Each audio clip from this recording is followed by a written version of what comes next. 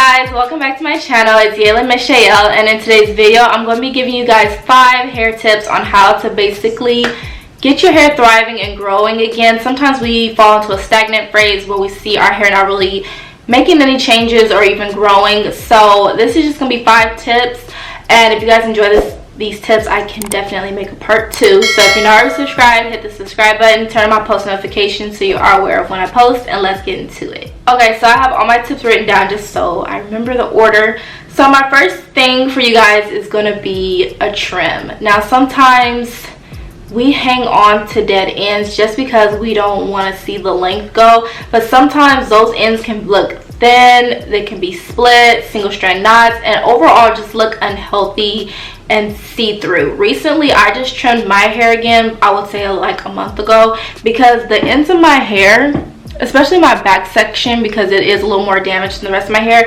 it can look see-through and thin, but as soon as I get a trim, my hair automatically looks fuller. That's one thing about natural hair. Once you trim it some, your hair is going to look a lot thicker and a lot fuller and a lot more healthier, and in return your hair is going to start to grow more because you're letting off damaged ends. So you basically get something back in return from trimming your hair. And I would say to trim your hair when necessary. If you know in your heart your hair needs to be trimmed, when you look at it and you see it see-through, or you see split ends or single strand knots, or your ends are just looking raggedy, it is time to trim it. When you trim it, you are able to start letting your hair be able to grow back in healthier, and in return you will start to see length again, because every time I trim my hair when it's unhealthy, it grows back even faster. So holding on to those ends kind of makes the growth phase a little bit slower. I've always noticed that as soon as I trim it, my hair is like, all right, let's thrive.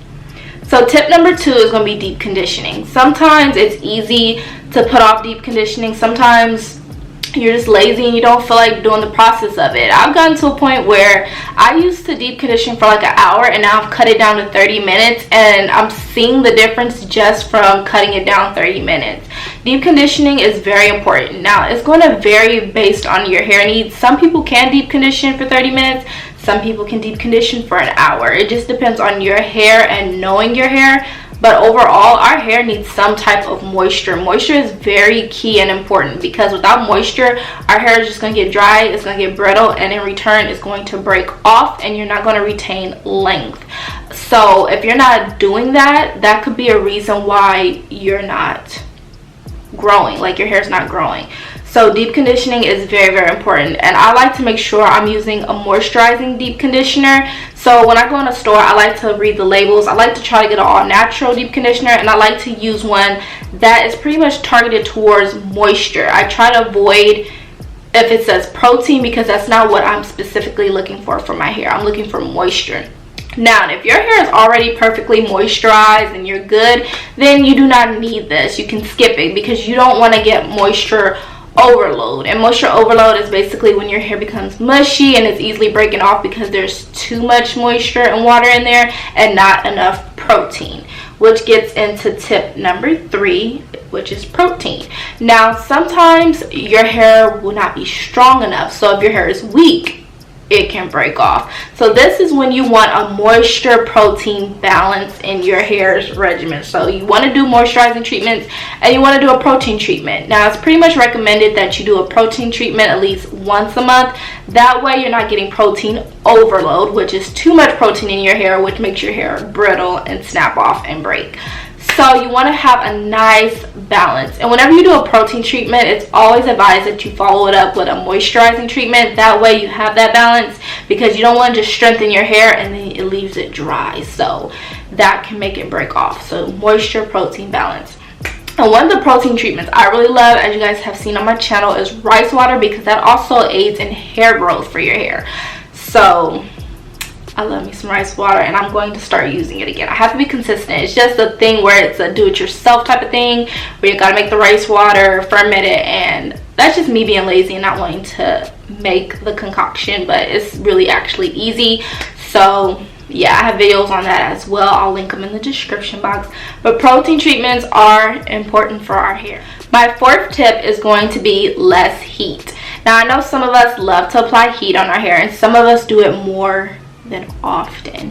Heat is actually causing your hair to dry out, and it's causing breakage sometimes. Heat is not the best thing to put on your hair every day because you know it can cause heat damage.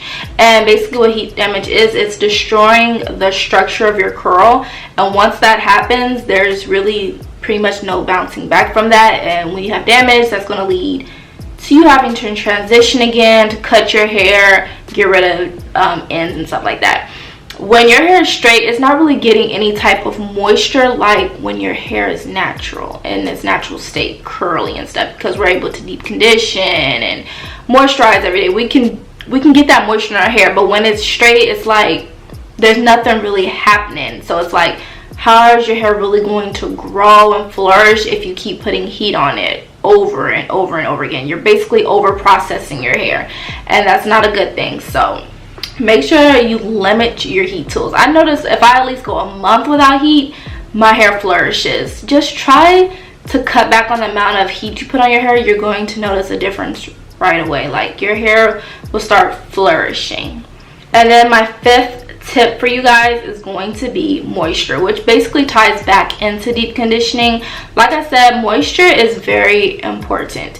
So also you need to get moisture from drinking your water. So if you're drinking plenty of fluids, it helps to keep your body hydrated, but it also is going to show through your hair. What you take into your body basically shows on the outside. So if you are drinking plenty of fluids, you're going to see that your hair is more moisturized. If you're using moisturizing conditioners, deep conditioners, leave-ins, all that stuff, you can look on the labels and see moisturizing.